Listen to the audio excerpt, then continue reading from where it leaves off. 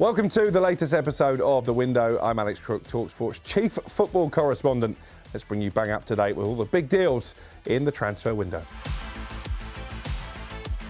So let's get straight into it then. We'll start with Newcastle United. A frustrating summer for Eddie Howe so far, with some top targets slipping through his fingertips. They held talks with Dean Howson before he completed that fairy tale move from Bournemouth to Real Madrid. Brian Mbeumo also engaged in active conversations over a potential move to St James's Park, but my understanding is he made it clear right from the off that Manchester United was his preferred destination. We know Newcastle are still keen to sign James Trafford from Burnley, although last time I checked on that particular deal, there was still a big gap in valuation between how much Burnley wanted for the England under-21 international and how much Newcastle are willing to pay. There does seem to be light at the end of the tunnel, though, when it comes to the Magpies' pursuit of Nottingham Forest wide man Anthony Elanga. This was a story, actually, we first broke exclusively on talkSPORT on transfer deadline day back at the end of the winter window.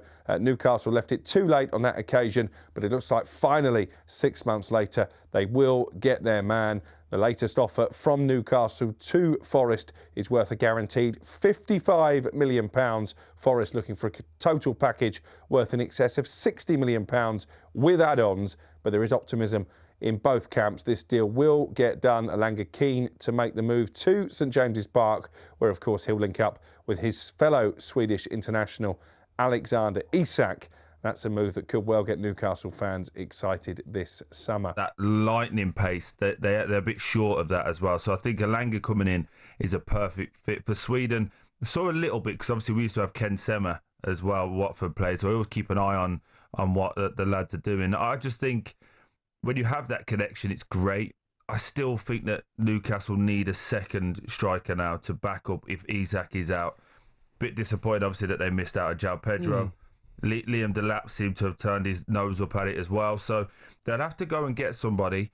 But I think as a fit for Newcastle now, when you start looking at what Eddie Howe's doing, you can see deliberate moves now. They want to go and get 3 or 4 players that are deliberately fit into the system that's already in place and people know what they're doing. Let's move on to Arsenal. Kepa Arrizabalaga, Martin Zubimendi, both already signed and sealed as far as the Gunners are concerned. Their pursuit of a striker continues. We've been reporting for a while now that Benjamin Šeško and Victor Gyökeres, their 2 top targets. They still hold an interest in Aston Villa forward Ollie Watkins as well, although may well face competition from Manchester United on that one. One outgoing from Arsenal, Tomiyasu, tearing up the final year of his contract. He's injured for the next 4 or 5 months anyway. The two have come to a mutual agreement to get him off the payroll. Jakub Kiwior could also be on his way out. Interest in taking him back to Italy. And what about Gabriel Martinelli? Probably didn't have the best of seasons by his high standards last year. Maybe his numbers dropped off a little bit, but there is big interest in him from Saudi Arabia and Al Nassr in particular. We know Luis Diaz at Liverpool is their top target, although the Reds reluctant to cash in on him. So now attention's very much switched towards Martinelli. Arsenal aren't actively looking to sell the Brazilian wide man, but we know they're looking to bring in players in that position, with the likes of Eberechi Eze very much in their sights. Our Saudi correspondent Ben Jacobs reported yesterday that Al Nassr could be willing to pay as much as £73 million for Martinelli. I think if an offer like that comes in, that will give Arsenal serious food for thought. Well, I think Arsenal's position at the moment is they don't want to sell, but if they advance Rodrigo, then there may be a possibility that either Martinelli or Trossard has to depart. And therefore, there could be a scenario where Al Nassr bid for Martinelli and Arsenal change their mind.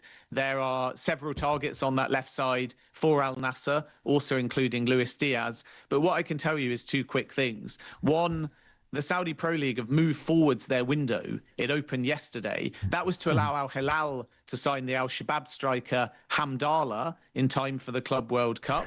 Other teams are now doing their business a little bit earlier. And the second point is that Al Nassr, as you have to do in Saudi, have requested a budget of 85 million euros that they want to put towards an attacker. It's not to say the bid will be 85 million euros, but they've asked for that central funding, which suggests a bid is imminent. Then whether it's Diaz, Martinelli, or even a more central attacker like Mohamed Kudus, who Spurs are also chasing, it remains to be seen. But there's a concrete possibility that Saudi dealmakers test the resolve of Arsenal. Martinelli was approached in January, and now we'll have to wait and see whether a bid is forthcoming. But if one does arrive, and it was 85 million, if you then move for Rodrigo at 90 million euros, the exit of Martinelli funds a player like Rodrigo, and Arsenal still have plenty of budget left. So it's an open situation and one to keep an eye on now the Saudi window has opened earlier than expected. Chelsea have been busy in this summer transfer window already, snapping up Liam Delap from Ipswich, triggering his £30 million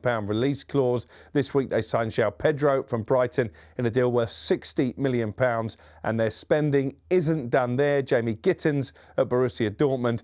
Deal agreed for him. This is a player that they hope to sign before the Club World Cup. Couldn't quite get it done, so he's over there at the moment in Dortmund colours, but he will become a Chelsea player as soon as they exit the tournament. £48.5 million is the guaranteed fee. £3.5 million add-ons included in the deal as well. You do wonder where all these players fit in at Stamford Bridge. Liam Delap wants to be the number 9. João Pedro wants guaranteed minutes as he has his sights set on being one of the star men for Brazil at the World Cup in the USA next summer. Clearly, Gittens has come to play as well. I wonder, does it leave Nicholas Jackson potentially as the odd man out? We know that Chelsea are not actively seeking offers for him, nor Noni Madueke, who is also on Arsenal's shortlist. But again, if they get a big offer for either Jackson or Madueke, my sources are telling me Chelsea could well sell. Let's move across London then to West Ham United. They had a really underwhelming season last year. They changed managers halfway through the season with Julian Lopetegui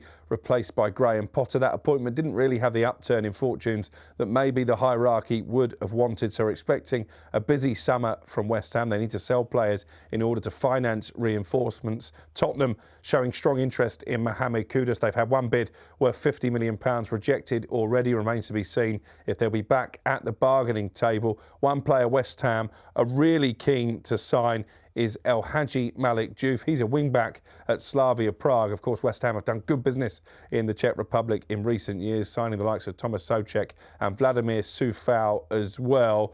Talks, I'm told, are advancing over a deal worth in excess of £20 million. And I think actually West Ham played their best football last season with a back three. They used that system at Arsenal in particular, a brilliant effect, came away with a 1-0 victory. So you can understand why Diouf as a wing-back would be a perfect signing for Graham Potter. They've let Coufal go. Wan-Bissaka on the other side, I think, is perfectly adept at that position. So I think this would be a key signing if West Ham can get it over the line. One player who doesn't seem to have a future, though, is Mikel Antonio, long-serving fans' favourite at the London Stadium. Of course, suffered those horrible injuries in a car crash over the course of the season. Delighted to say he's back to fitness now. He's been playing for Jamaica this summer. His contract has expired, and at the moment, it doesn't look as if West Ham will offer him a new deal. So there you have it. You are bang up to date with the latest on this very busy summer transfer window. Keep watching the window right here on talkSPORT, and you won't miss any of the big done deals.